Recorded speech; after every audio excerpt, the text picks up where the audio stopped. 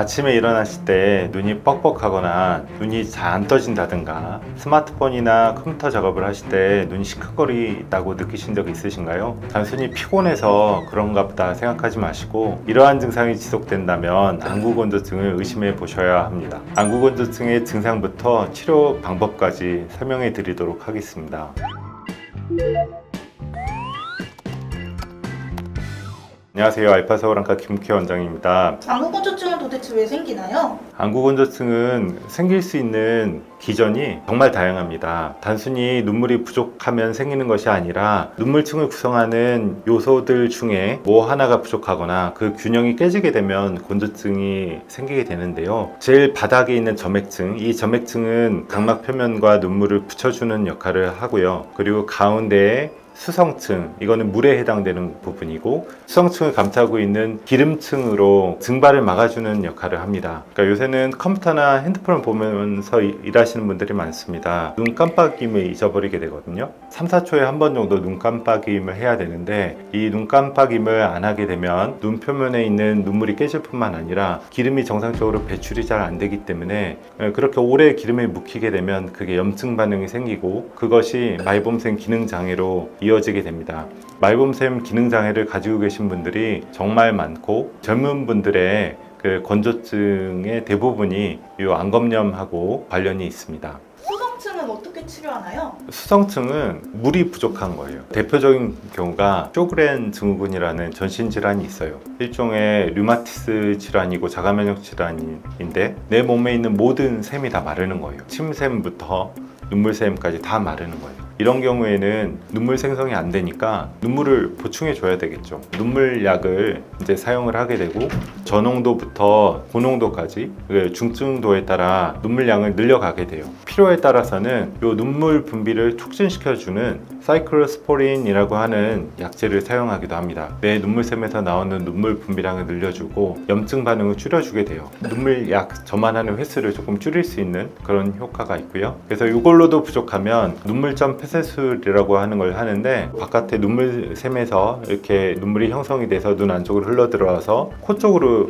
흘러 내려가는데 이 눈물구멍을 막으면 눈물이 흘러내려가지 못하니까 조금 더 오래 고여있게 되고 눈물약을 여러 번 넣는 효과가 나게 됩니다. 그럼 점액층은 어떻게 치료하나요? 점액층의 점액질은 각막과 결막 표면에 있는 술잔세포에서 배출이 되거든요. 렌즈를 오래 착용하면서 각막 표면이 오랫동안 쓸리게 되면 술잔 세포들이 손상을 받게 되고 그러면 점액질이 부족하게 되는 것이죠. 디쿠아스라고 하는 안약을 사용합니다. 최초에 일본에서 개발이 되었는데 술잔 세포에서 점액질을 더 많이 분비할 수 있게 도와주는 역할을 하거든요. 눈물을 안정적으로 유지할 수 있게 되는 것입니다. 지방층은 어떻게 치료해야 되나요? 표면의 제일 겉에 부분을 감싸고 있는 부분이 이제 지방층이에요. 우리가 눈 깜빡깜빡 할 때 기름샘에서 기름이 조금씩 배출이 되면서 눈 표면을 이제 감싸서 그 눈물이 증발되는 것을 막아주는 것이죠. 그래서 이 지방이 부족하게 되면 쉽게 눈물이 깨지고 눈물이 증발돼 버리기 때문에 조금만 집중해서 뭔가를 하고 있으면 금방 눈이 시려지거나 충혈이 된다든가 하는 증상들이 이제 생길 수 있는 거죠. 건조증이 많이 연구가 되면서 이거를 일종의 염증성 질환으로 이해를 하고 있어요. 건조증이 있다 그러면 예전에는 단순히 눈물 분비량이 부족하다고 생각을 하고 눈물만 보충하면 된다고 생각을 했었는데 이로 인해 염증이 생기고 이 염증을 컨트롤 해줘야 기름의 질도 좋아지고 눈물의 질도 좋아지기 때문에 염증 치료도 같이 해줘야 됩니다. 기름층을 건강하게 유지하는 데 가장 중요한 부분이 눈꺼풀 위생이거든요. 온찜질과 눈꺼풀 주위에 세정제로 닦아주는 거예요. 찜질을 통해서 굳어있는 기름을 녹여주면 좋고 눈꺼풀 주위를 이렇게 세정제로 닦아주시면 묵은 기름들이 원활하게 배출되는데 도움이 됩니다. 매일매일 꾸준히 하시면 눈꺼풀 주위에 기름샘의 기름을 건강하게 관리하는데 굉장히 도움이 많이 되거든요. 근데 온열한데 끼고 청소를 안 하고 그냥 잤어요. 그러면 똑같아요? 이거는 개인적인 의견인데 찜질을 하면 그냥 기름이 녹죠. 적당히 짜내줘야 충분히 그 효과를 본다고 할 수 있죠. 온열만 하고 놔두면은 그 녹았다가 다시 굳을 수 있잖아요.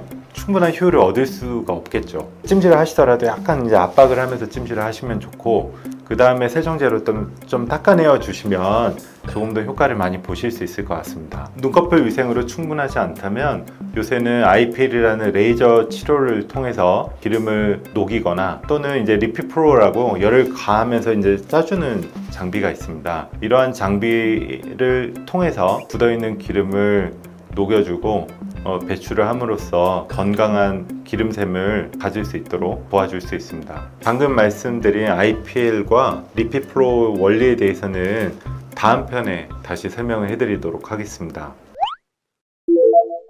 오늘은 안구건조증에 대해서 알아보는 시간을 가졌습니다. 여러분의 눈 건강에 도움이 되셨기를 바라며 다음에 더 유익한 정보로 찾아뵙도록 하겠습니다.